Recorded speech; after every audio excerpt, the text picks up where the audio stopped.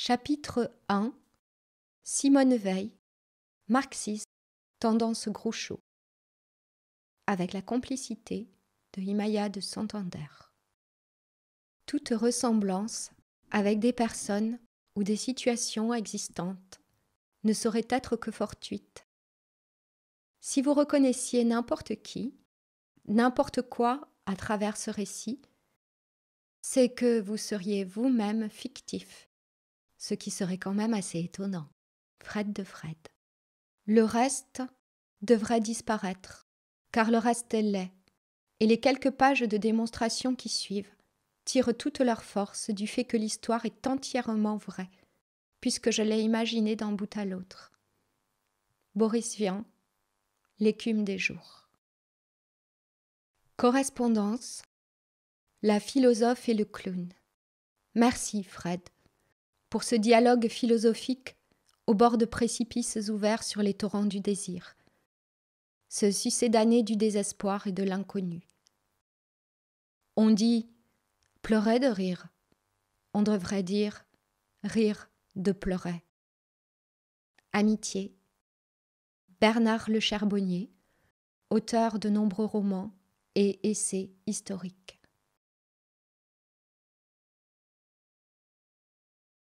Il faut battre les morts quand ils sont froids. Robert Desnos, L'étoile des mers. Il semble entendu que Simone Veil soit la chasse gardée de ses exégètes hagiographiques. Nul n'imagine qu'un inconnu, étranger au cénacle des sachants et dont l'hérédité ne prédestine pas au passe-droit, s'autoriserait à traiter d'une personnalité reconnue. Avec cette volonté un peu folle de sortir cette figure de sa cellule de déférence où certains l'enferment. Je suis membre d'un gang d'anonymes qui rendent à ces monstres sacrés de la philosophie, de la littérature, de l'aventure, de l'invention et de la comédie, leurs contradictions et leurs contrastes, leur part d'ombre et leur part maudite, et les arrache au ghetto de la bien-pensance. Ce gang devine le délitement du monde, sans donner de leçons ni faire de morale. Il avance à tâtons, avec humilité, dans l'opaque confusion de l'hégémonie culturelle. Car le monde a besoin de se comprendre, ce monde a besoin d'unité, ce monde a besoin d'une révolution de l'âme. Le moment est venu de s'attaquer à l'amour, de travailler les affinités, d'en finir avec les divisions. Aussi longtemps que les hommes continueront à n'avoir entre eux d'autres liens que ce qui passe par l'État, les États continueront systématiquement et périodiquement le massacre mutuel de leurs sujets. Ces propos de Simone Veil sont d'une impressionnante actualité. Je suis impudent peut-être, aventurier sûrement, révolutionnaire forcément, mais seules m'intéressent les révolutions de l'âme et du soleil. J'appartiens fièrement à cette communauté de zazous cruellement mystiques, un brin barbare, parce qu'hétérogène, et surtout qui ne réclame aucune indulgence. Cette communauté a le chic de la clandestinité. Dans mon jardin secret, collusions imprévues, correspondances secrètes où Céline croise Paul Morisset, le grand jeu fréquente Lacenaire et Hendrix, Henri Miller devient le frère d'armes de Jean Moulin et Simone Veil se font la poire avec Groucho Marx. Il me faut à présent raconter l'insolite rencontre de Simone Veil et de Groucho Marx. C'est une vieille histoire. Ceux qui l'ont vécue, peu nombreux, ne sont plus là pour en parler. À la mort de Simone, justement, il n'y avait que 7 personnes au sépulcre de son corps sagneux. Même le prêtre mandé se gourde de train et manque la cérémonie. Mais chez nous, les choses survivent aux gens, et la pierre tombée des ruines demeure longtemps dans l'herbe, au pied du mur qu'il a porté. Lire et raconter sont deux choses complètement différentes. Les mots prennent une force qui n'existe pas dans la simple lecture. Tout le monde a fait cette paradoxale expérience, celle par exemple de lire un livre de blagues qui n'est pas toujours drôle. Ce monde est une blague, pas toujours très drôle. Ce qu'aurait pu résumer mon arrière-grand-père, Désiré Yod, qui parlait 13 langues, toutes en yiddish.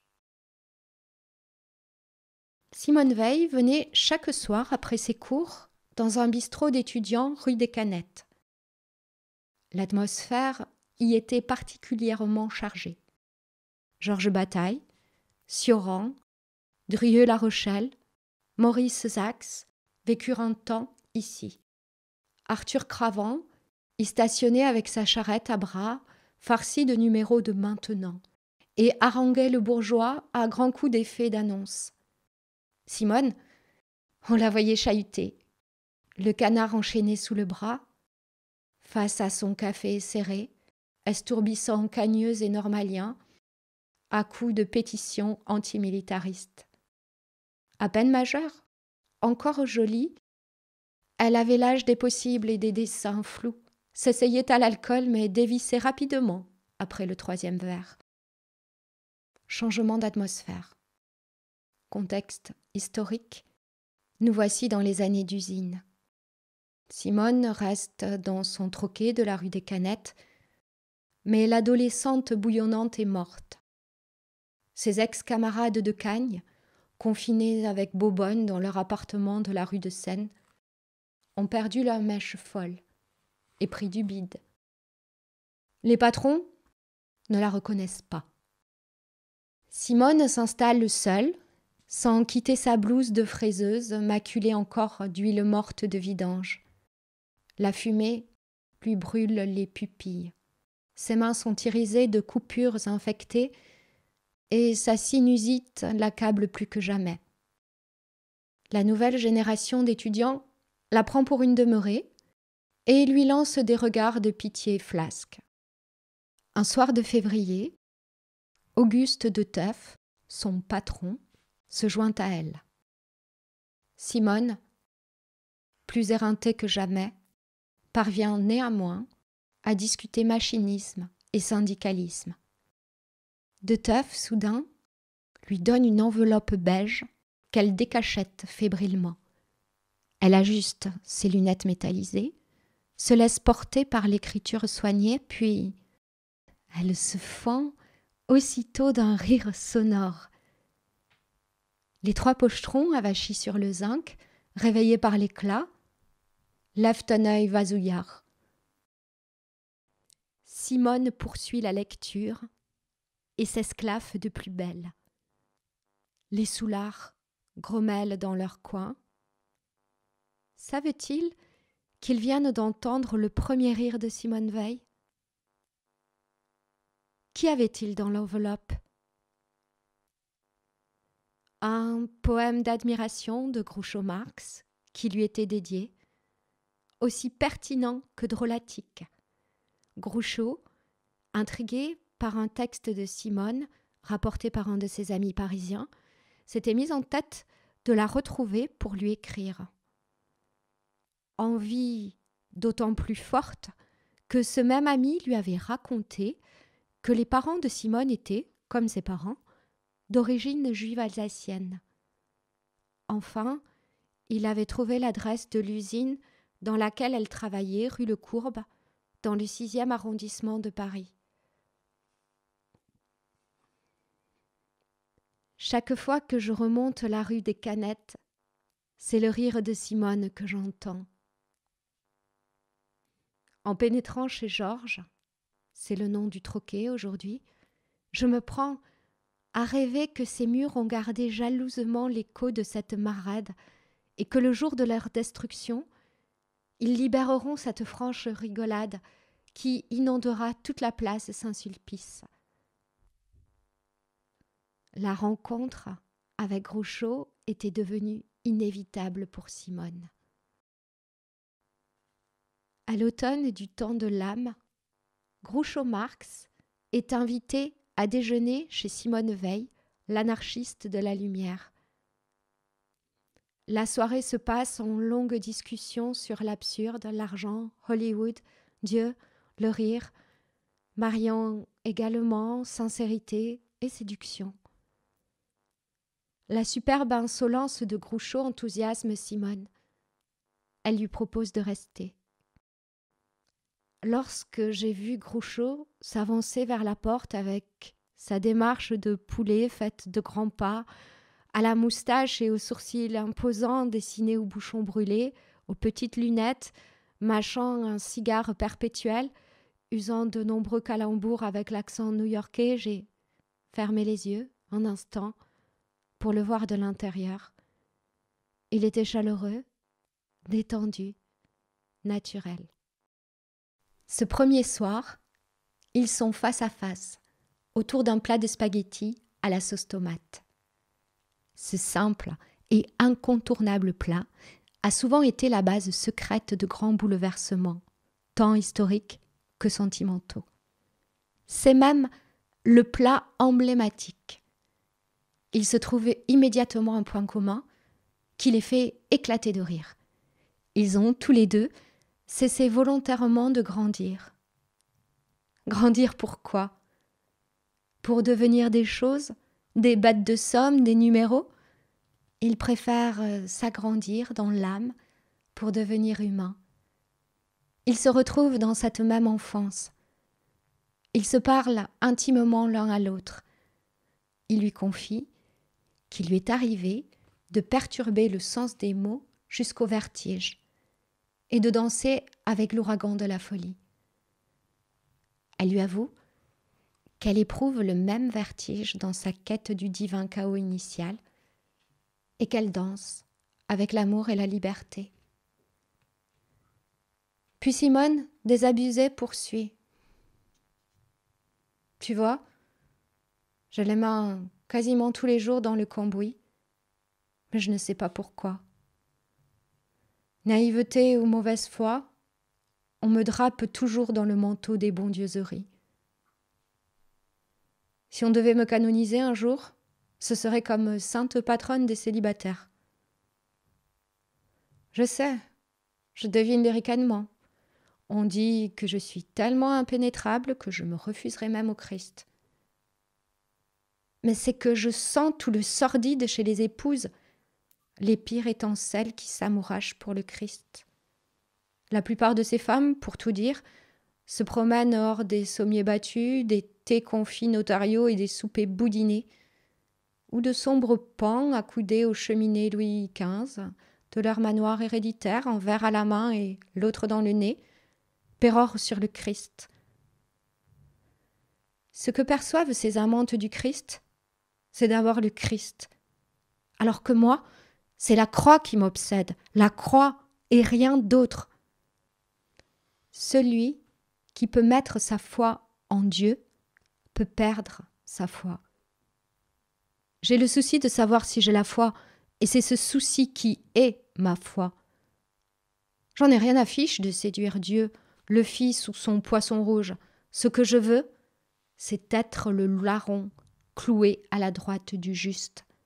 Sans m'y attarder, je pense qu'Osiris en Égypte, Krishna en Inde et même Dionysos, et sans doute aussi quelques messies anonymes, sont, tout comme Jésus, des incarnations du Verbe. Groucho, ému, enchaîne. Personne ne semble contester l'existence de Jésus. Il est partout dans l'Ancien et le Nouveau Testament, jusqu'aux évangiles selon Hollywood. En ces temps de péplum inaugurés par Cecil B. DeMille, où n'importe qui peut prétendre être le Messie, je pense qu'il a dû y avoir beaucoup de Jésus. Personnellement, celui que je connais s'appelait en fait Yeshua HaMashiach. Il a vécu sous le règne de Tibère et je ne sais pas par quel miracle les tabloïds, empires du Sinaï de l'époque, en ont fait le bouc émissaire de la révolte qui couvait partout. justifiant ainsi la persécution de tout ce qui remettait en cause le pouvoir de Rome. On ne peut pas nier qu'il ait existé, mais Hollywood a largement contribué à l'embellissement de la vie de ce simple Nazaréen. C'est pour cela que la Bible offre le meilleur des scénarios, repris gratuitement par toutes les sectes hollywoodiennes. Même Momo, le petit berger, devenu chef religieux, politique, militaire arabe, grand séducteur et fondateur de l'islam, s'est empressé de le reconnaître comme prophète. C'est après avoir eu une hallucination que Momo a fondé, au VIe siècle, sa propre église, plus en phase avec la vie quotidienne de son peuple, dans la poésie du désert où broutait son troupeau. Son tonton l'avait instruit avec la Torah et les évangiles dont les principaux manuscrits, contenant des versions à peu près complètes, sont écrits en langue grecque et datent du milieu du IVe siècle. C'était donc les lectures à la mode de l'époque dans les milieux intello. Je me demande même si ces parchemins ne lui servaient pas pour draguer et frimer.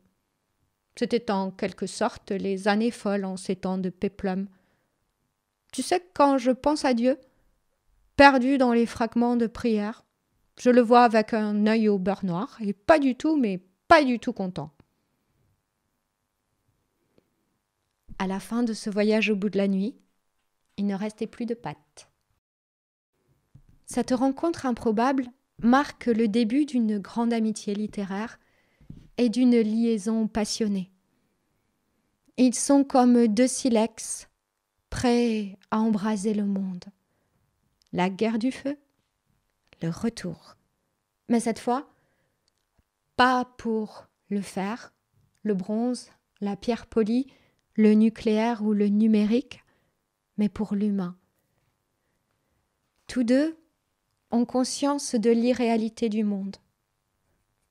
Pour Simone, le temps, à proprement parler, n'existe pas, sinon le présent comme limite. Et pourtant, c'est à cela que nous sommes soumis. Telle est notre condition. Nous sommes soumis à ce qui n'existe pas. Et pour Groucho, Dieu n'existe pas. Mais nous sommes son peuple élu. Il rappelle qu'en 1929, les Américains, qui avaient investi dans Wall Street, se croyaient richissimes. Et pourtant, dès qu'une poignée d'entre eux a cessé de croire en la valeur d'action, tout s'est écroulé et toute cette richesse a révélé sa vraie dimension. Du vent. S'ensuivit un jeté de ces néo-croyants et de leurs chapeaux hauts de forme, du haut des buildings. Le temps, c'est de l'argent n'existe pas. Seule existe notre soumission à ce temps. L'enfer, c'est de s'apercevoir qu'on n'existe pas et de ne pas y consentir. Groucho, avec son incomparable haussement de sourcils, conclut d'une respectueuse révérence. On ne peut pas prouver l'existence de Dieu, mais seulement la croyance en son existence. Pour se libérer de la conjuration des imbéciles, délivrons Dieu de la croyance. Simone lui parle de son besoin irrésistible pour vivre et pour penser d'être exposé précisément aux réalités les plus brutales de son temps. Le travail en usine, la guerre d'Espagne, la Seconde Guerre mondiale. En se trouvant parmi ceux qui étaient les plus touchés par les malheurs de l'époque. C'est seulement à cette condition qu'elle espère entrer en contact avec la vérité, qui est toujours la vérité de quelque chose, du social, d'une situation historique ou du surnaturel. J'aimerais mieux mourir que de vivre sans elle. Simone est en attente d'expériences nouvelles. La vie de tous les jours ne m'intéresse pas. Je me sens moi-même comme un laboratoire où on n'a encore commencé aucune expérience explosive, féconde ou destructrice. Nous vivons sur une île d'ignorance, au sein des océans de l'infini, et nous ne sommes pas préparés à de longs voyages. Jusqu'à aujourd'hui, la connaissance nous a épargnés, mais le jour viendra où la synthèse de tous ces savoirs négligés, dénaturés, ignorés, ouvrira des perspectives terrifiantes sur la réalité, et viendra l'effroyable révélation qui nous rendra fous. À moins que nous ne fuyions encore dans cette clarté funeste pour nous réfugier dans la paix et la sécurité d'un nouvel âge de ténèbres. Beaucoup, sans distinction de race, de sexe, de croyance et de compte en banque, sont prêts à tout pour un faux paradis qui ne vaut rien qui vaille. Groucho s'empresse d'acquiescer. Je te rejoins quand tu dis que les ténèbres sont la condition naturelle de l'homme, qu'il y naît, qu'il y vit, qu'il y meurt. Je sais que la lumière luit dans les ténèbres, mais il faut bien reconnaître que jusqu'à ce jour, les ténèbres n'ont reçu que des factures d'électricité. À coup de strass et de stress, le langage officiel participe à l'aménagement soporifique de nos cavernes. Tout s'estompe dans sa brume. Le passé est détruit, la destruction oubliée, le mensonge réalité. Aucune différence entre réalité et mensonge. Le langage officiel des cavernes rend lumineuses ces ténèbres, vraisemblables les mensonges, respectables les meurtres, et donne l'apparence de la solidité à ce qui n'est que du vent. J'ai une petite blague pour ce grand subterfuge. Goebbels, ministre de la propagande d'Hitler, fut invité à une visite au paradis. « C'est très beau, dit Goebbels. C'est propre et ordonné, mais ça a l'air ennuyeux. Montrez-moi l'enfer à présent. » En enfer, Goebbels s'émerveilla. Quel endroit extraordinaire! Comme ils mangent, ils boivent, jouent aux cartes, ils regardent les belles femmes, c'est simplement fabuleux! À sa mort, il demanda à être intégré immédiatement en enfer. Il fut reçu par des ivrognes qui le frappèrent, puis le jetèrent dans une baignoire pleine de poix bouillante. « Qu'est-ce que c'est? Ce n'est pas du tout ce que vous m'avez montré lors de ma visite !» cria-t-il à Satan. « Bien sûr, » lui répondit Satan en souriant. « C'était de la propagande. » Simone et Groucho sont tous deux des écrivains en herbe, amoureux de la littérature, grands lecteurs graphomanes invétérés. Lui écrit d'hilarantes correspondances, comme celle avec les Warner Bros. Au sujet d'une nuit à l'opéra, qui contient cette phrase géniale. « Je n'ai pu me rendre en l'enterrement de votre mari, étant moi-même un peu souffrant. » Et elle alimente ses cahiers de pensée qui lui viennent de paysages couleur cendre de cigarette, paysages lacérés par des tranchées, tranchées de chair, de sang, de boue et de bêtises. Simone envisage d'abord leur relation comme une amitié littéraire. Ils s'échangent leurs manuscrits, se corrigent mutuellement.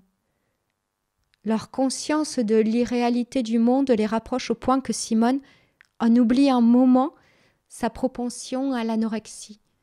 Cette réalité ne m'enthousiasme pas plus que ça, mais c'est encore le seul endroit où l'on peut faire un repas correct.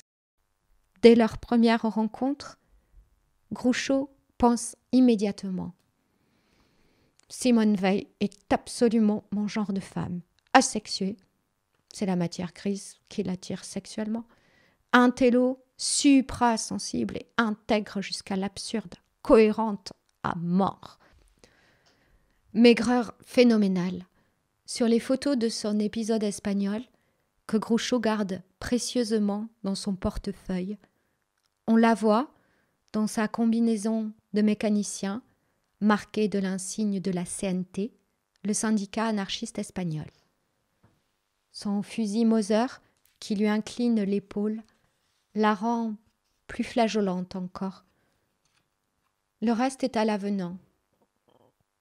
Les bras sont trop longs, comme ceux du Christ bavant de la basilique Santa Chiara d'Assise. Pas de sein, l'échine tortueuse. La lèvre rogne maternellement sur l'inférieur et les dents ravagées tournent carrément au bistre. Au cœur du naufrage, les yeux émergent. 2 pépites d'ébène magnifiques, un regard tranchant de conquérant, à peine vergeté de myopie, tendre et insinuant. Au-delà du corps, sa dégaine est remarquable. Elle préfère la disgrâce physique au code de l'élégance. Et cette disgrâce est un privilège délicat, parce que l'individu, dans sa simplicité, supporte chaque jour sa dissonance. Il ne pose pas. Il comprend avant les autres que le corps n'est qu'un espace étroitement limité sur lequel se déploie la malédiction de la matière, du temps, c'est de l'argent. Le corps n'est rien. C'est pourquoi il demande une attention permanente, toute particulière. Groucho, avec son inimitable regard à la Lorraine Bacall, déjanté, raconte: c'était la seconde fois qu'une femme me procurait un sentiment aussi puissant. La première fois a été la révélation de la féminité à l'âge de 4 ans. Moi qui, jusqu'alors, étais incapable de faire la différence entre les sexes. J'eus cette révélation le jour où ma tante, qui possédait à la fois de l'argent et de la coquetterie, vint rendre visite à ma mère. Elle possédait des cheveux roux flamboyants, des talons hauts et des formes affriolantes qui ondulaient là où les formes désirables sont censées onduler. Quand elle se mit à voguer dans notre logis, les alentours s'imprégnèrent d'une fragrance aussi excitante qu'exotique. Bien sûr, à l'époque, je n'avais pas la moindre idée de ce qui réjouissait mes narines. Dans mon taudis à punaise, je m'étais accoutumée au remugles composite de 4 frères généralement mal lavés, de soupe aux haricots et d'une boîte de conserve remplie de sable dans laquelle brûlait du pétrole, qui faisait office de chauffage. Et voilà que tout à coup j'étais là, humant le parfum enivrant de la femme. Ce fumet qui éveille la bête chez l'homme et fait geindre de désespoir les timides. Ma tata était excessivement mignonne, et quand elle porta les yeux sur moi, elle sourit admirativement. Puis, se tournant vers ma mère, elle dit: « Tu sais, Minnie, ton petit Groucho a les plus beaux yeux noirs que j'ai jamais vus. » Jusqu'à cet instant précis, il ne m'était pas venu à l'idée que mes yeux pouvaient en quoi que ce soit sortir de l'ordinaire. Désormais conscient de mon charme récent, je me mis à la bombarder de yad. Elle ne m'accorda plus un regard, mais je continuai mon manège dans l'espoir d'un nouveau compliment. Après un bout de temps, peu habituée à un tel exercice, mes pupilles commencèrent à me faire mal, tandis que son parfum me flanquait la migraine. Réalisant enfin que mon cas était désespéré, je quittai la pièce, perplexe et fiévreux. Je m'empressai de me regarder dans un miroir. Mes yeux étaient gris. Quant à la seconde fois, c'était avec Simone. La sublime révélation de l'âme sœur. Groucho, l'enfant de Manhattan qui a quitté sa petite chambre au-dessus d'une boucherie sur la East 78th Street, entre Lexington et la 3e, mène une vie de bohème, sans le sou, hébergé chez des amis. Au début, pour Simone, Groucho est un grand frère. Comme son propre frère, André Weil, le mathématicien, qu'elle admire tant. Groucho, dans son adolescence, a aussi, comme le grand frère de Simone, pour but de devenir médecin. Mais sa famille n'ayant pas les moyens, il a dû quitter l'école à 12 ans. Il devient alors un lecteur passionné, particulièrement du journaliste et romancier Horacio Alger. Groucho fréquente ensuite la Mecque d'Hollywood, cette plantation d'orangers où se promènent des acteurs au chômage, dans laquelle les Marx sont les premiers snipers de l'histoire de l'humour, transformant la réplique incongrue en œuvre d'art, en déformant la réalité à coups d'effets comiques. Les Marx Brothers, c'est un coup de tonnerre dans une Amérique où la bien-pensance faisait loi. Groucho se commente.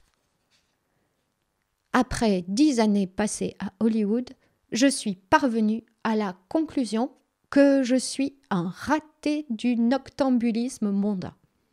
J'ai acquis la conviction que je dois être frappé par ces diverses maladies que la publicité affirme guérir en 24 heures. C'est la seule explication que je puisse fournir à l'existence cloîtrée que je mène dans une ville célèbre pour ses fêtes, ses distractions incessantes et ses vautours tapis derrière leur zoom fouille-merde. L'âge adulte, c'est l'enfer. Peut-être que Groucho ne peut pas devenir adulte, mais ce qui est certain, c'est qu'il ne le veut pas. Et compte tenu des valeurs qui régissent le monde adulte, on peut difficilement lui en tenir rigueur. Principe de réalité, principe de plaisir, compétitivité, challenge permanent, sexe et placement. Pas de quoi entonner des alléluia. Groucho, lui, sait qu'il n'a rien à voir avec ce monde et il joue en permanence de son absurdité.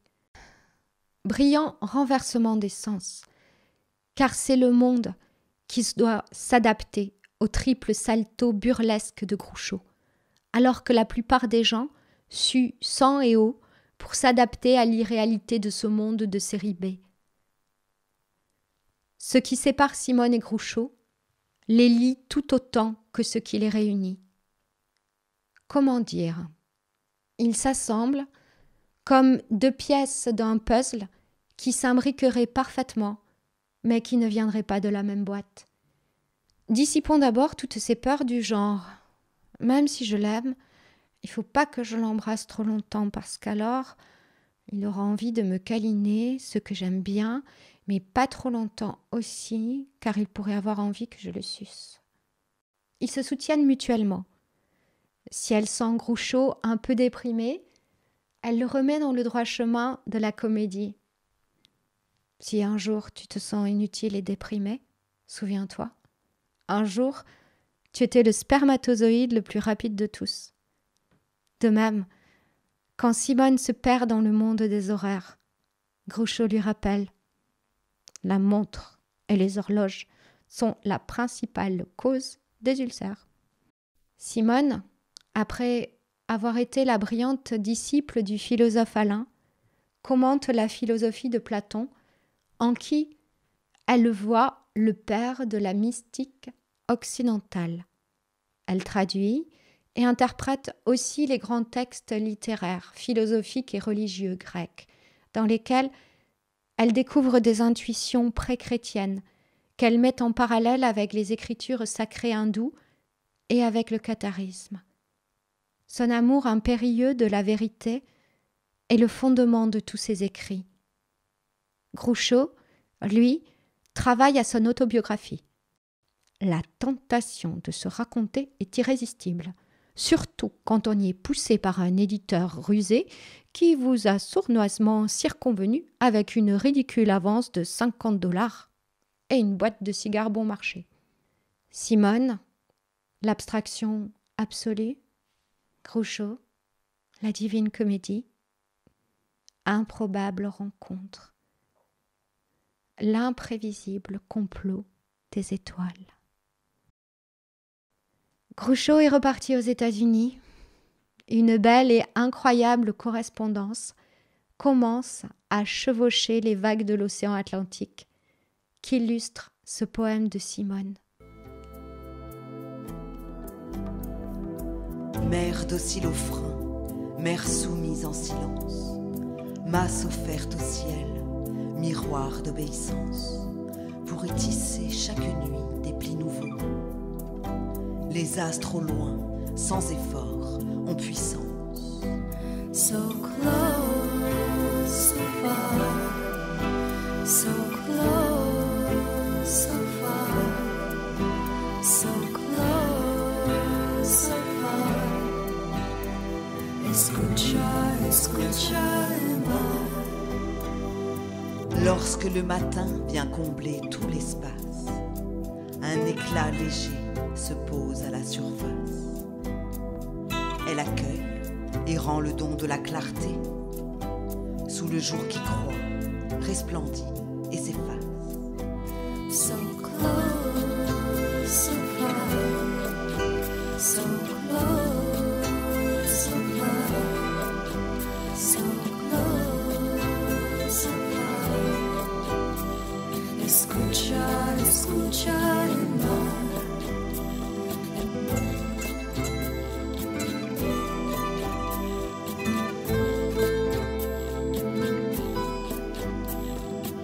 Mer vaste, ô malheureux sois propice.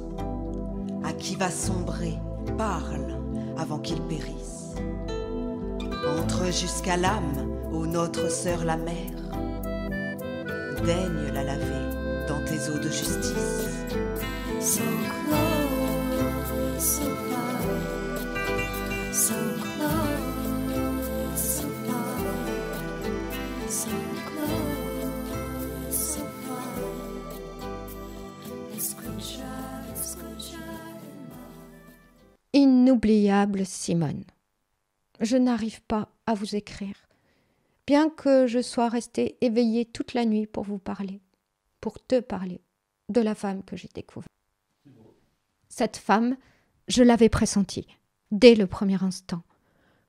Toutes les montagnes de mots, de phrases, de citations se sont écroulées. Je ne vois plus que ta splendeur, la splendeur aveuglante de ton âme et ce moment irréel. Comment un moment peut-il être à la fois si irréel et si chaud? Si chaud. Tu bouscules notre époque, chez qui les hommes qui relèvent la tête n'existent pas.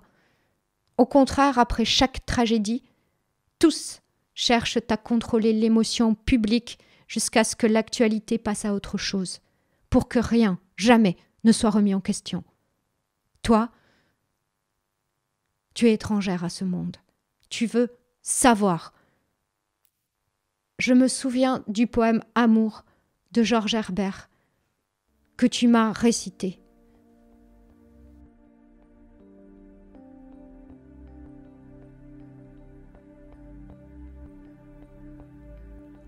Amour m'a dit d'entrer, mon âme a reculé, pleine de poussière et péché. Mais amour aux yeux vifs, en me voyant faiblir de plus en plus, le seuil passé, se rapprocha de moi et doucement s'enquit si quelque chose me manquait.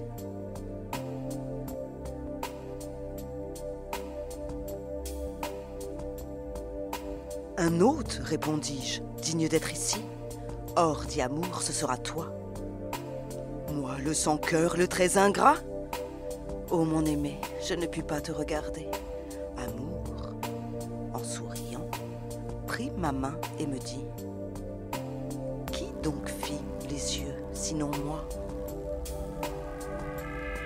Oui, mais j'ai souillé les miens, Seigneur. Que ma honte s'en aille où elle a mérité. Ne sais-tu pas, dit Amour, qui a porté la faute? Lors, mon aimé, je veux servir. Assieds-toi, dit Amour. Goûte ma nourriture.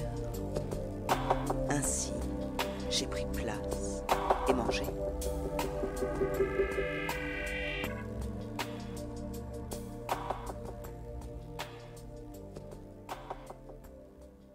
J'aime en toi cette douceur étrange. Comment t'ai-je choisi? Je t'ai vue, une femme, humaine, avec une conscience hors du commun. J'aime la conscience.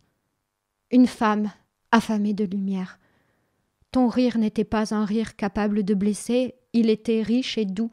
J'avais chaud, j'étais étourdie et je chantais intérieurement. Tu dis toujours les choses les plus vraies et les plus profondes, lentement, et tu as une façon bien à toi de parler, un peu comme un homme du Sud, entraînant sur les mots, toujours parti dans ton voyage intérieur, une voix qui m'a touchée. Ton ami affectionné.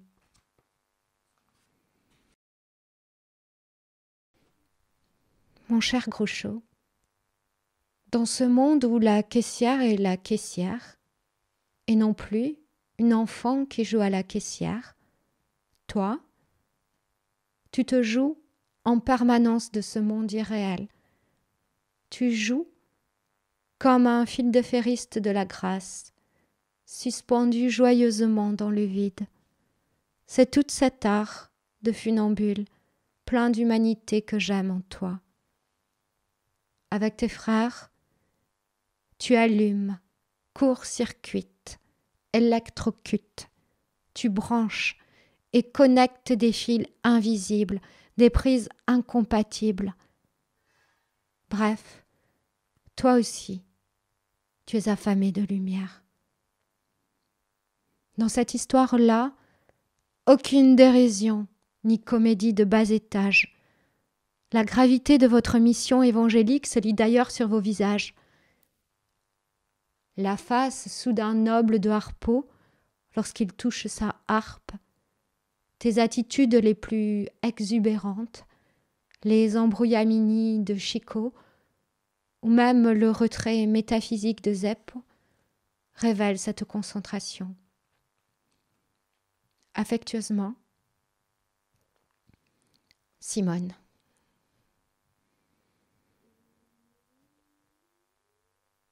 Chère Simone, je ne connais pas de lecture plus corrosive que tes journaux d'usine. Au rayon de la littérature prolétarienne, tu fais exception. Si les Marx sont anarchistes, c'est d'une façon si anarchique qu'aucune politique ne peut y retrouver ses petits. À ce sujet, je te cite un article sur les Marx Brothers de la revue Freie Arbeiterstimme, publié en yiddish. Le désordre qu'ils installent est d'un ordre si métaphysique qu'aucun message ne peut s'exprimer sans se faire foutre de sa gueule. C'est en ce sens que j'ai toujours considéré les Marx Brothers comme hautement subversifs, capables de subvertir l'idée même d'anarchie, ou plutôt de lui redonner son âme d'avant la politisation. La gratuité du jeu anarchique des Marx est tout à leur honneur. En revoyant Duck Soup, la soupe au canard, je n'ai pas été déçu de ne pas découvrir des arrière-sens politiques sur la façon de mener un pays occidental à sa perte, ni même de diriger une guerre. Les Marx sont incompétents à politiser leur discours parce que leur souci est de désordonner les réflexes. Il suffit de les voir bouger. Groucho ne parle pas, il massacre le langage. Il n'a pas de discours, mais un style. Style qu'il exerce en décochant une vacherie à un con ou en remaquillant une femme à la sauce Gouja. Tout simplement lorsqu'il se met à troquer le cigare pour le stylo plume. Je persiste à dire que ce qu'il y a de plus politique est ce qui se libère du politique, particulièrement en matière d'anarchie. Dès que le social s'en mêle, it's over. Je sais qu'il y aura toujours des marxistes chagrins, pléonasme, pour me dire que je porte une queue de pie. La queue de pie, comme son nom l'indique, vous fait une réputation de drôle d'oiseau. Avec toute mon affection. Groucho. Mon cher Groucho. Je me réjouis à la lecture de ta lettre. Je croyais que tu m'avais délaissée, fatiguée par mes nombreuses lettres qui restaient sans réponse. Les évêques catholiques, genre Marcel Doré, grimacent à l'évocation de mon nom, tout comme les marxistes qui, eux, font carrément l'autruche. À leur sujet, toi que je sais faire une blague, je vais t'en relater une que je tiens de mes camarades de travail. Un ami revient de la Russie communiste. Eh bien, je lui demande « Comment vit-on à Moscou ?»« Comme au paradis. »« Comment ça ? Comme au paradis ?»« Oui, on est tout nu et on se nourrit de pommes. » La religion de l'au-delà comme de l'ici-bas, en tant que source de consolation, est un obstacle à la véritable foi, qui, elle, nous purifie de toutes les idéologies, qui, elle, fait le vide. Seul, ce vide nous permet de connaître la grâce. Ma foi commence quand je ne crois plus en Dieu. Le vide est ce moment de grâce où les besoins, idéologies, croyances sont définitivement effacés pour laisser place à la lumière. C'est incroyable, comme tout ce qui s'agite au quotidien me paraît fictif. Une interminable production d'Hollywood.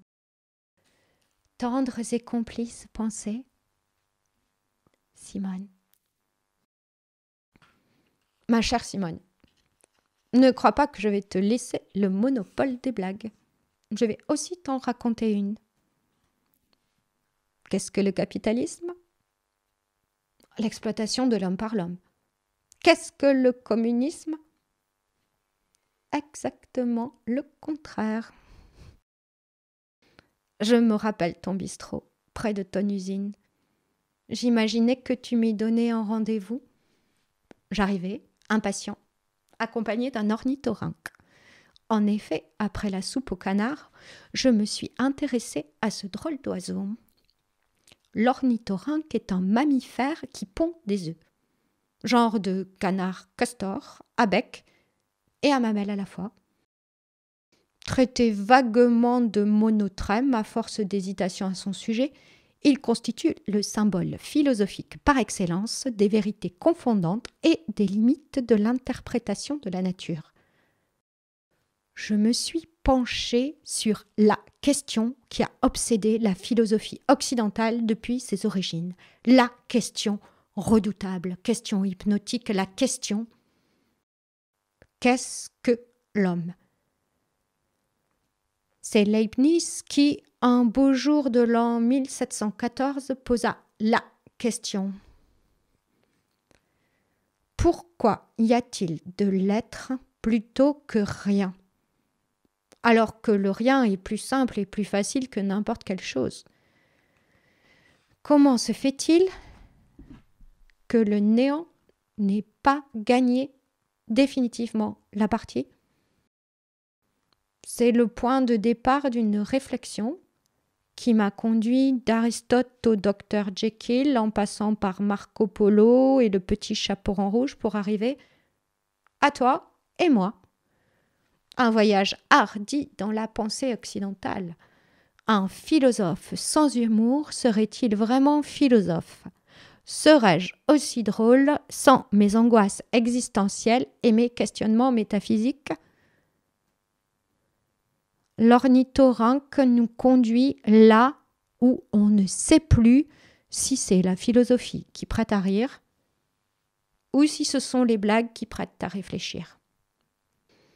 Ce qui me conduit à résumer la philosophie de la finalité des choses d'Aristote à la réponse de cette femme à qui l'on demandait l'âge de ses enfants et qui répondait: le docteur a 5 ans et l'avocat 7.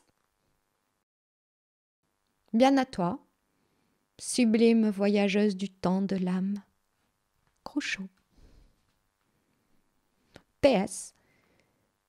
Chère guerrière de l'âme, je regarde la seule photo que j'ai de toi. celle de ton épisode espagnol que je garde précieusement dans mon portefeuille. Jusqu'ici, je n'ai jamais osé te demander comment as-tu vécu cet épisode espagnol? As-tu rencontré Dorothy? Est-ce aussi un drôle d'oiseau? Merci, mon cher Groucho, pour ta délicatesse envers la guerrière de l'âme. Tu sais, je suis une pacifiste convaincue.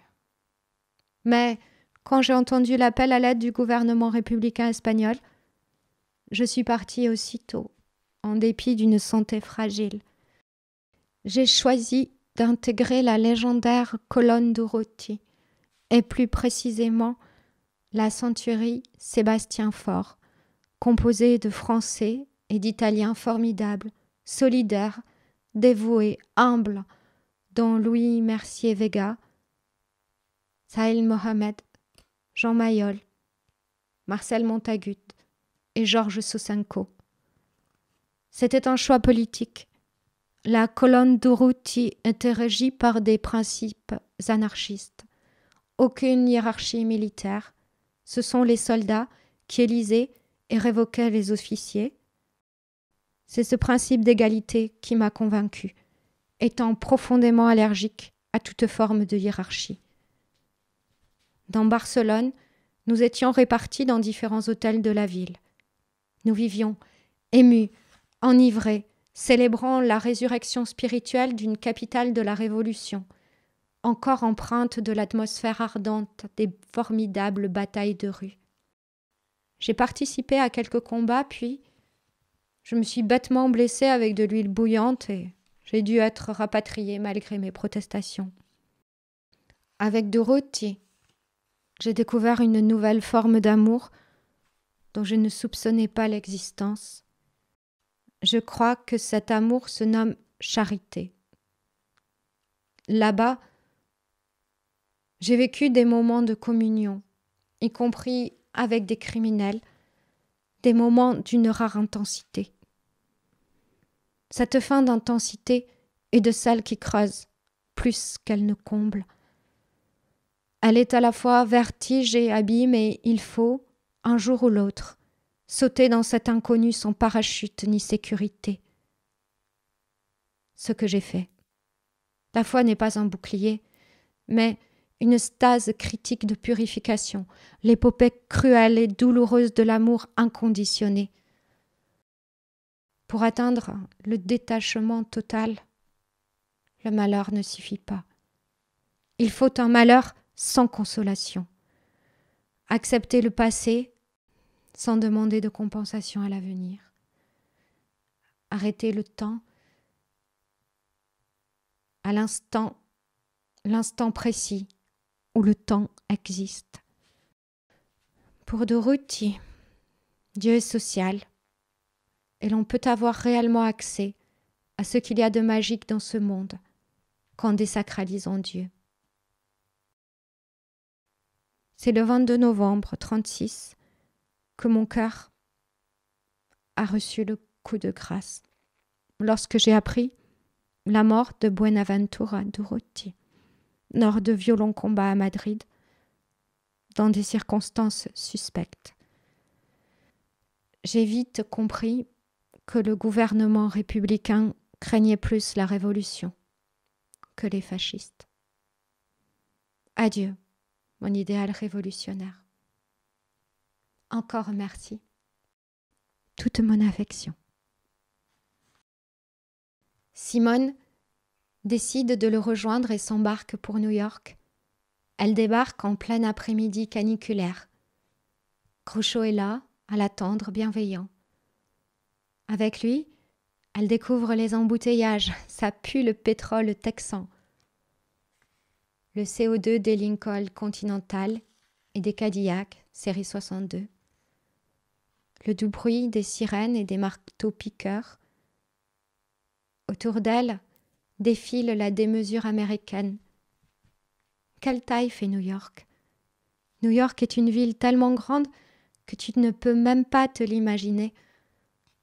En voyant cette foule, allant en tous sens ou en tout non-sens, elle a cette pensée. On dirait un plat de lentilles qu'on secoue.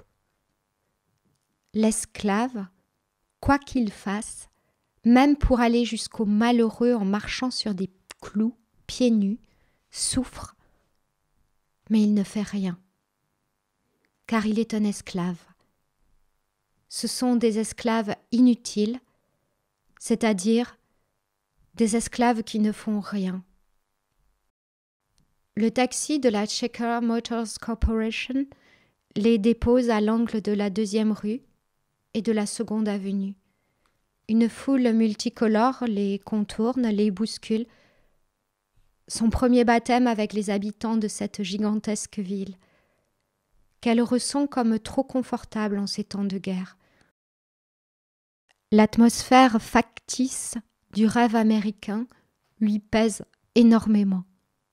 Elle se renferme de plus en plus. Groucho sait que Simone ne s'intéresse pas à lui physiquement. Pourtant, comment expliquer alors que seule reste vivante, pour elle comme pour lui, les heures passées ensemble, ce mélange bizarre d'adoration de la vie, d'enthousiasme, d'énergie, de rire et d'une sexualité réservée à un imaginaire flirtant avec la physique et le physique. Groucho, taquin, lui roucoule. La sexualité, cet élément intangible, intrigue et mystifie les savants, les philosophes et les urologues depuis le temps où Aphrodite gambadait dans les bois sans couche-culotte. Pendant que j'y suis, tant qu'à faire, il y avait des quantités d'Aphrodite disséminées un peu partout dans la Grèce antique et l'Empire romain. Connais-tu, par exemple, l'Aphrodite sicilienne? Elle était mi-femme, mi-homme. Les tristes jours de la solitude du nombril, où il n'y avait personne de l'autre sexe pour jouer avec elle, Aphrodite se pourchassait elle-même. C'est d'ailleurs de là que vient l'expression bien connue « Va voir là-bas si j'y suis ». Même astrologiquement, la relation est marquée du sceau d'une incontournable passion. Elle est née le 3 février 1909, sous le signe du Verseau, et lui, qui était né très jeune, le 2 octobre 1890, sous le signe de la Balance. Et à la fois, cette relation est aussi empreinte de conflits, car le tandem chinois entre Groucho le tigre et Simone le coq ne permet apparemment pas de parvenir à une compréhension mutuelle complète. Cependant, ils vont aller de pair avec l'objectif choisi et atteindre une osmose hors du commun. L'amour est cela, une envie, pas seulement de s'étreindre, mais d'étreindre le monde. Et ces deux-là illuminent tellement que minuit brille comme à midi. Quelque temps après, ils se retrouvent dans un salon aussi propre que les blagues qui s'y divertissaient. Au cours d'une infernale partie de poker, Groucho lui présente Margaret Dumont. Elle est sa partenaire de choix, faire-valoir ou dame de cœur courtisée avec une indélicatesse et une goujaterie hilarantes. Simone a le mal du pays. Elle n'a qu'une chose à faire, rentrer rejoindre les forces françaises libres et aller botter le cul aux Allemands. Avant le départ vers la France, ils entrent dans un cinéma. On joue Convoi pour Mourmansk. Bogart y interprète le rôle du commandant d'un escorteur de pétroliers qui traverse l'Atlantique. Simone, captivée par l'action, sort très impressionnée de la salle. Peu après, elle fait ses adieux à Groucho et monte sur un navire qui rejoint les forces françaises libres. À l'aube, les amarres sont larguées. Au dire de ses compagnons de route, cette traversée sera d'un calme olympien. Mais au large du cap Ténès, le cap Ténès est un cap algérien, des vagues successives de Stuka de la Luftwaffe démentent les loups de mer. Au beau milieu du carnage, où elle voyait des bateaux couler et flamber et des hommes se faire faucher par les tirs de mitrailleuses, elle repense à une scène du film identique à celle qu'elle vit. Bogart y était superbe de flegme sous le canardage, pas l'ombre d'une peur, alors qu'elle, au contraire, tremblait, ses lunettes gigotaient, tant elle claquait des dents, tout en essayant de le cacher à ses compagnons, qui en bavaient tout autant qu'elle. Et elle ne pouvait pas s'empêcher de se répéter mentalement « Oh mais quel con ce Bogart! J'aimerais bien le voir là et surtout voir la gueule qu'il ferait s'il était à ma place. »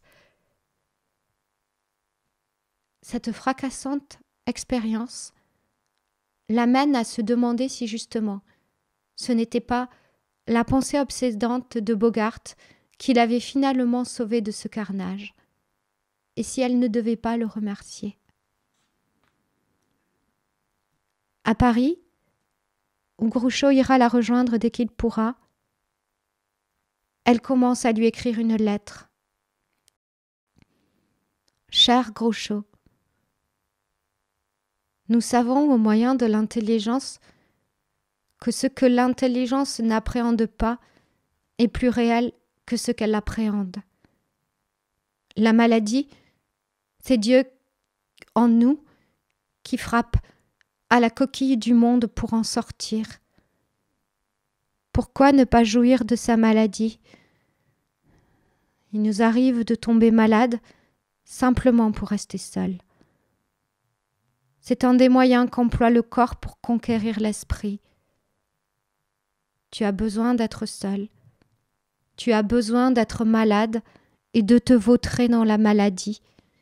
L'âme en a besoin. Dans la catastrophe de notre temps, les bourreaux et les victimes sont les uns et les autres porteurs involontaires d'un témoignage sur l'atroce misère. Finalement, tu ne pourrais pas désirer être né à une meilleure époque que celle où tu as tout perdu. La croix est notre patrie.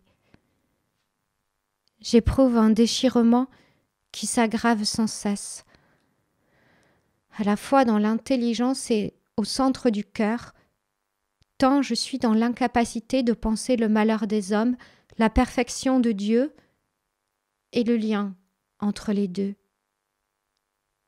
La totalité de l'espace et du temps, interposant leur épaisseur, mettant une distance infinie entre Dieu et Dieu. Merci d'exister. J'ai toujours envie de te voir, même si à chaque fois, c'est comme pour la dernière fois. Chère Simone, quand je lis ta dernière lettre, je me sens plus proche de toi que si je te touchais.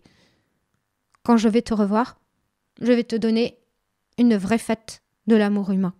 Simone, je vais littéralement pénétrer ton âme. Que toutes les stars d'Hollywood me pardonnent si cette lettre est ouverte par erreur. Je n'y peux rien. Je t'aime. Tu es mon pain et mon vin. Tu fais fonctionner cette foutue machine, pour ainsi dire. Tu me disais dans une de tes lettres, la grande douleur de l'homme qui commence dès l'enfance et se poursuit jusqu'à la mort, c'est que regarder et manger sont deux opérations différentes. Ce qu'on mange est détruit, ce qu'on regarde n'est pas réel. Ce qu'on ne mange pas, on n'en saisit pas pleinement la réalité. Et cette conclusion, parce que désirer quelque chose est impossible, il faut donc désirer le rien. Au bon vieux temps, quand les gens étaient pauvres et ils vivaient comme des pauvres, aujourd'hui les mêmes vivent comme des riches. J'ai discuté de ce problème avec beaucoup d'endettés et la plupart admettent que presque tout ce qu'ils possèdent ne leur appartient pas. Leur philosophie est celle du « qu'importe, Nous serons peut-être morts demain. » Et ils continuent de s'extasier devant une tombe fastueuse en marbre décoré, en murmurant en eux-mêmes. C'est ce qui s'appelle du savoir-vivre. Je ne suis pas un fin connaisseur en moteur à explosion. J'ai toujours pensé que « c'est la durite » était une expression coutumière de politesse entre les automobilistes, comme de dire « bon appétit » entre dîneurs ou « à la tienne, Étienne » entre buveurs. Bien qu'évidemment, je ne connaisse pas plus Étienne qu'une durite.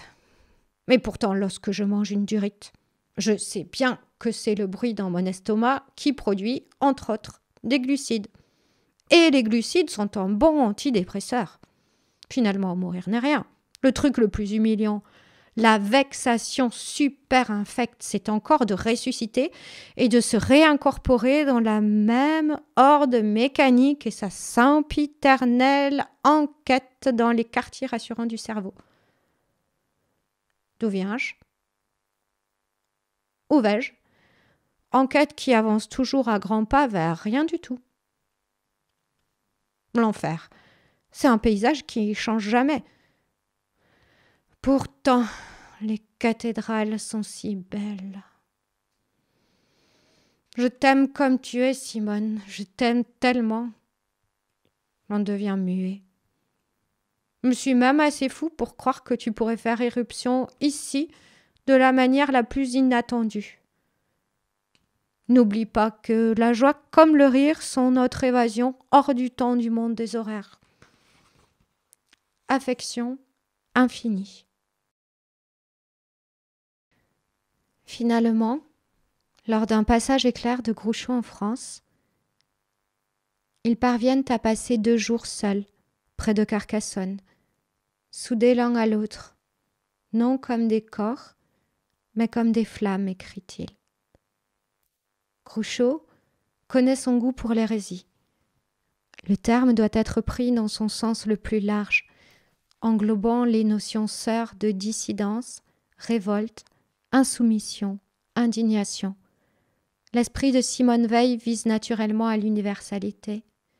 Depuis longtemps déjà, elle est vivement attirée vers les cathares.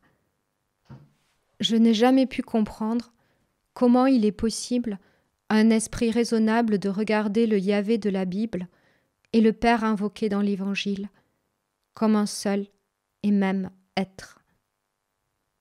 L'influence de l'Ancien Testament et celle de l'Empire romain, dont la tradition a été continuée par la papauté, sont à mon avis les 2 causes essentielles de la corruption du christianisme.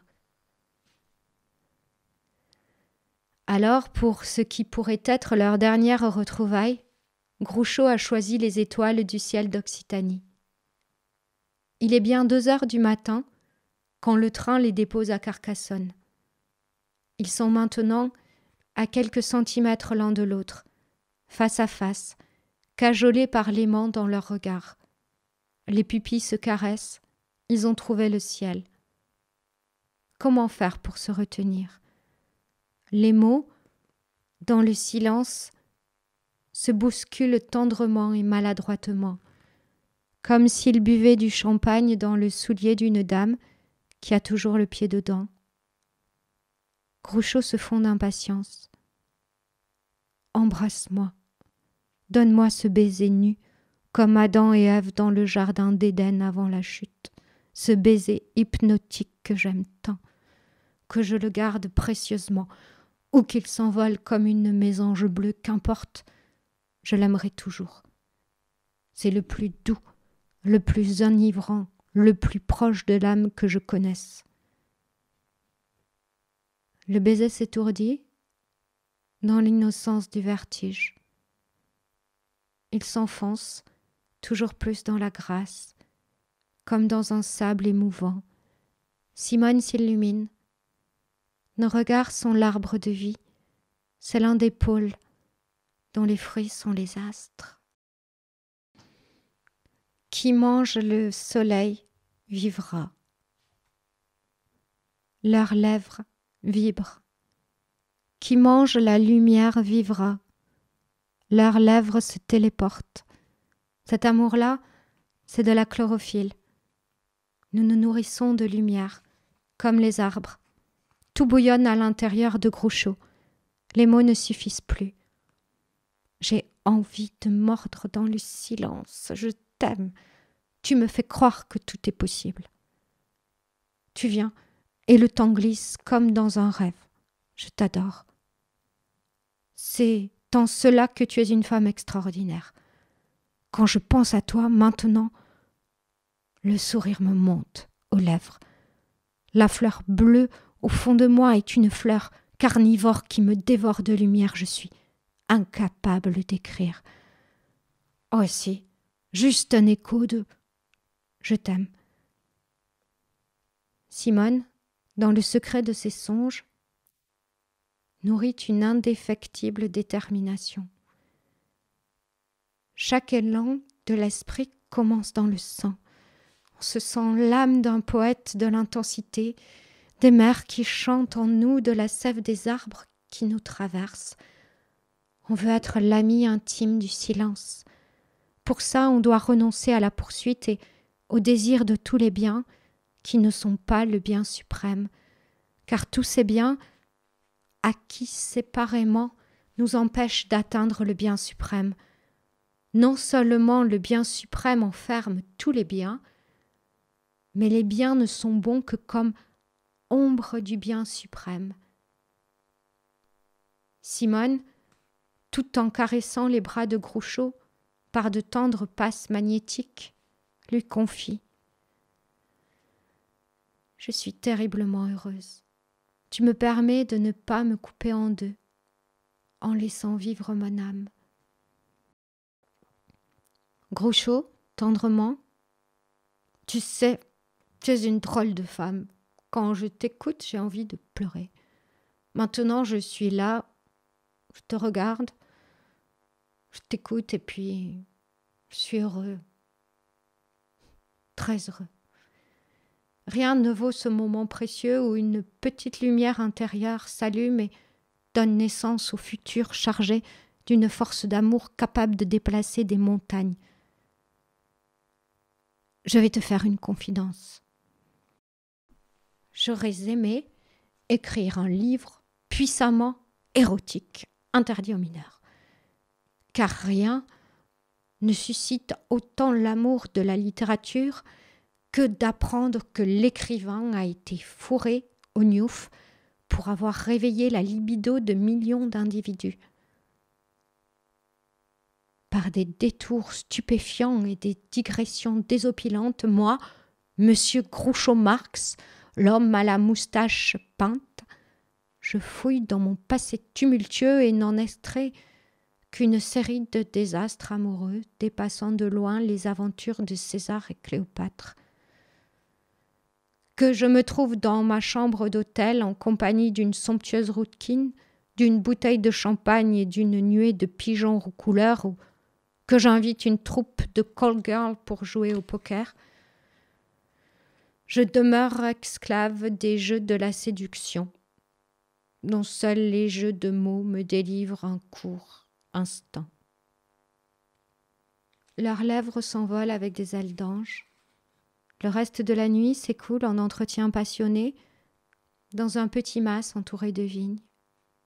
Avant l'aube, Simone s'étend sur une natte dans une petite chambre voisine, refusant tout confort comme à l'ordinaire. Groucho la suit. Ils s'allongent l'un à côté de l'autre, habillés du seul battement de leur cœur. Leurs yeux épousent les étoiles qui clignotent à travers la fenêtre aux carreaux cassés. Alors vient le temps de l'âme qui peint dans l'invisible, avec les pigments de l'éphémère et de l'éternité, un merveilleux tableau.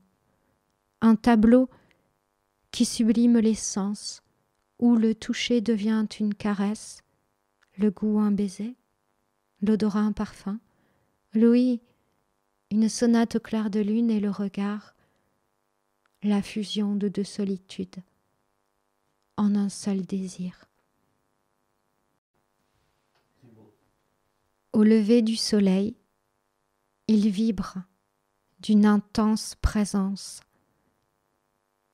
On ne peut être assuré de triompher de l'amour s'il ne se soumet en tout à sa volonté, dit Guillaume IX d'Aquitaine. Simone, ses lèvres délicatement posées sur ses lèvres, lui souffle.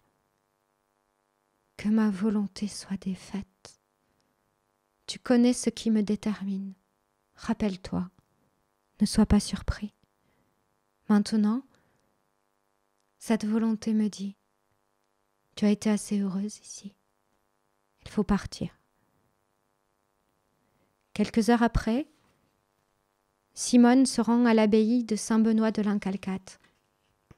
Groucho a éveillé en elle la femme, elle qui négligeait systématiquement son apparence, elle qui portait toujours des vêtements élimés, elle qui se refusait à tout ce qui pouvait sembler féminin, elle qui n'avait utilisé qu'une seule fois du rouge à lèvres pour une entrevue d'embauche aux usines Renault. Groucho a donné à Simone sa dimension de Gavroche au féminin. C'est que pour lui, Simone est une philosophe qui ne pense pas, mais qui vit. Penser philosophiquement, ce n'est justement pas tourner à l'intérieur de la pensée, mais la sentir installée dans un dehors qui la mine. Ensemble, ils lisent, écrivent. Elle cherche ses mots dans l'infini de l'âme et le mystère du verbe.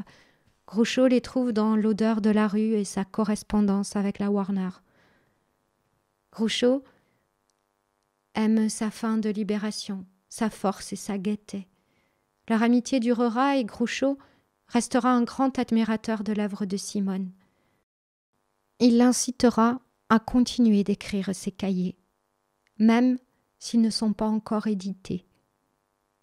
Tu seras tout à fait accepté, et même royalement, quand paraîtra ton grand œuvre. Je veux parler de tous tes cahiers. Je suis d'avis de les publier dans leur ensemble depuis le tout début. Je crois que tes cahiers sont vraiment plus importants que toutes mes œuvres réunies. Avant de partir pour l'Angleterre, elle écrit à Groucho. J'ai dû ressortir certains cahiers, et le Groucho qui en est émergé est merveilleux. Probablement, si j'avais eu à l'époque le sens de l'humour que j'ai aujourd'hui, et si tu avais alors les qualités que tu as maintenant, rien ne se serait arrêté. Pour Simone, tout homme est un Proté. L'amitié est la récompense de celui qui le tient embrassé, sans perdre confiance, jusqu'à ce qu'il ait pris forme humaine. C'est pourquoi Groucho fut pour elle un véritable amour. Pour Groucho Marx, c'est de ma rencontre avec Simone Weil que date l'époque la plus importante de ma vie. Ultime lettre de Simone, le 22 août 1943. Mon très cher Groucho, j'ai rejoint le général de Gaulle à Londres, où l'on m'a immédiatement emmuré dans les services civils de la France libre. Je dépéris à petit feu. Je comprends Pierre-François Lacenaire, qui redoutait d'être guillotiné par un bourreau de province. J'ai peur de manquer ma mort, de crever comme une imbécile dans un lit, alors qu'en France, on exécute, on déporte, on extermine. L'espace d'une seconde, j'ai même envisagé de me livrer aux nazis. J'ai vite étouffé cette pensée glauque. Par définition, le malheur ne s'épouse pas. Il ne se définit que par les formes de la nécessité, l'accident ou l'obligation. Encore une fois, aimer la vérité, c'est supporter le vide et par suite accepter la mort. Non pas la mort comme dernier souffle des ventricules cardiaques, mais la sainte agonie. Immortelle affection. L'amour, révélé dans le malheur, et qui peut penser ses plaies, est-il nécessairement l'amour de Dieu? Pourquoi ne serait-il pas l'amour humain? Quelque chose de mystérieux dans cet univers et complice de ceux qui n'aiment que l'humain. Simone Veil, marxiste, tendance Groucho. Écrit par Fred de Fred. Lu par Imaya de Santander. Mise en musique des poèmes Fred de Fred. Poème lu par Pascal Calou. Tout droit réservé Fred de Fred.